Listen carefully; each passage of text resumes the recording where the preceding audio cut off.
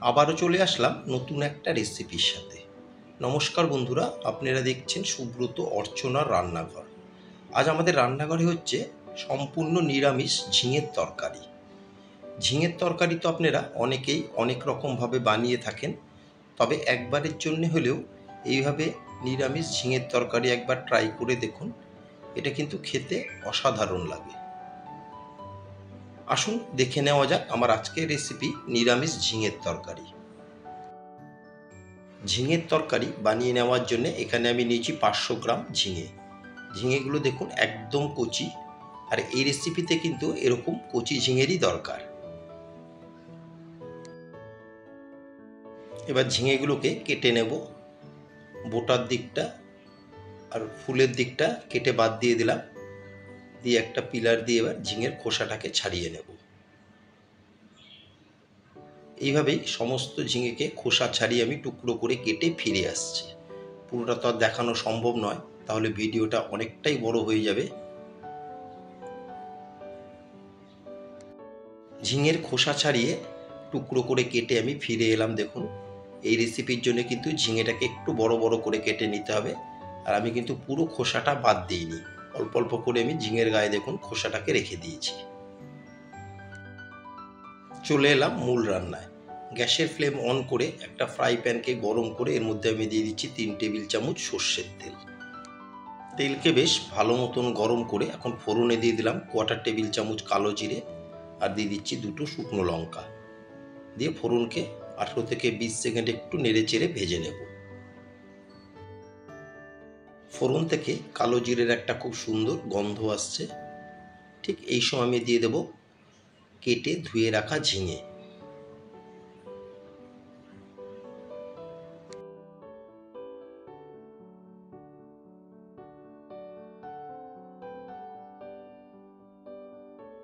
ঝিঙে দিয়ে ঝিঙেকে একটু নেড়ে চেড়ে ভেজে নেব। আমি কিন্তু এখন কোনো রকম নুন দিচ্ছি না, নুন দিলে ঝিঙেটা একেবারেই গলে যাবে। ঝিঙেটা ভাজা হতে হতে ততক্ষণে একটা মশলার পেস্ট বানিয়ে নিচ্ছি। এখানে আমি দিয়ে দিলাম 1 টেবিল চামচ সাদা তিল, 1 টেবিল চামচ দিয়ে দিচ্ছি সাদা সর্ষে, আর দিয়ে দেবো 1/2 টেবিল চামচের একটু বেশি দিয়ে দিলাম গোটা জিরে। এর ভিতরে দিয়ে দেবো আমি 2 থেকে 2.5 ইঞ্চি দিয়ে দিলাম আদা, আর দিয়ে দিচ্ছি এখানে 4টে পাকা লঙ্কা। পাকা লঙ্কাটা দিলে রান্নার কালারটা কিন্তু বেশ ভালো হয়। এখন অল্প করে জল দিয়ে আমি একটা মশলার পেস্ট বানিয়ে নেব। আমি এটা শিলে বেটে নিচ্ছি, আপনারা চাইলে মিক্সিতেও পেস্টটা বানিয়ে নিতে পারেন, তবে অল্প মশলা মিক্সির থেকেও শিলে বেটে নিলে কিন্তু ভালো হয়। যে কোনো মশলাই শিলে বেটে নিলে কিন্তু রান্নাতে একটা আলাদাই টেস্ট হয়। 2 থেকে 3 বার ভালো মতন ঘুরিয়ে আমি মশলাটাকে বেটে নিলাম। একদম এরকম মসৃণ করে মশলাটাকে বেটে নিতে হবে।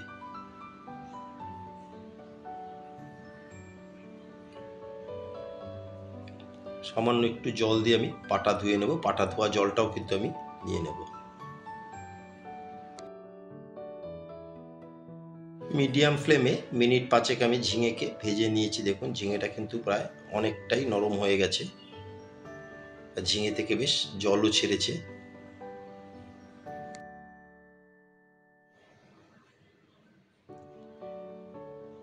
ভালো মতো নেড়ে চেড়ে এখন এর মধ্যে আমি দিয়ে দেবো নুন। 1/2 টেবিল চামচ দিয়ে দিলাম নুন।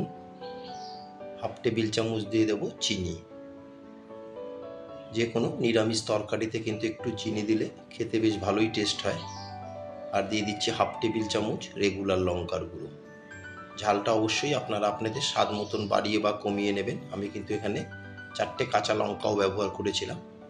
আর দিয়ে দিলাম 1/2 টেবিল চামচ গুঁড়ো হলুদ। দিয়ে এবার সমস্ত মশলাকে খুব ভালো মতন ঝিঙের সাথে একবার মিশিয়ে নেব। নিয়ে আরও 3 থেকে 4 মিনিট আমি মশলার সাথে ঝিঙেকে কষিয়ে নেব। মশলা দিয়ে আরও মিনিট 4 আমি ঝিঙেকে দেখুন মশলার সাথে কষিয়ে নিয়েছি। এখন এর মধ্যে দিয়ে দেবো আমি যে একটা বাটা মশলা বানিয়েছিলাম, সাদা তিল, সাদা সর্ষে আর জিরে, কাঁচা লঙ্কা, সে পেস্টটা দিয়ে দিলাম। দিয়ে এখন পেস্টের সাথে খুব ভালো মতন ঝিঙেকে মিশিয়ে নিলাম। আর যেই বাটিতে আমি মশলাটা বেটে রেখেছিলাম সেই বাটি ধুয়ে খানিকটা পরিমাণে দিয়ে দিলাম জল। এছাড়া আর কিন্তু কোনো রকম জল আমি এতে ব্যবহার করব না।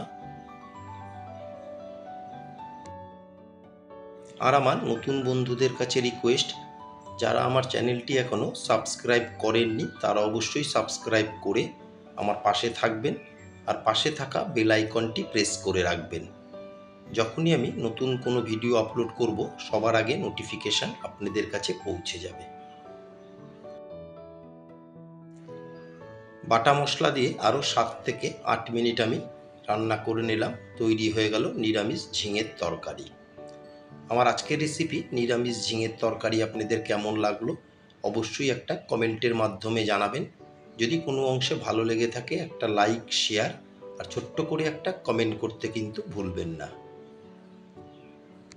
গ্যাসের ফ্লেম অফ করে একটা সার্ভিং বলে তুলে নিলাম। ঝিঙের এই নিরামিষ তরকারিটা কিন্তু ভাত, রুটি সবার সাথেই খাওয়া যায়। সবাই সুস্থ থাকবেন, ভালো থাকবেন। আবার দেখা হবে পরবর্তী একটা দিনে পরবর্তী একটা রেসিপির সাথে।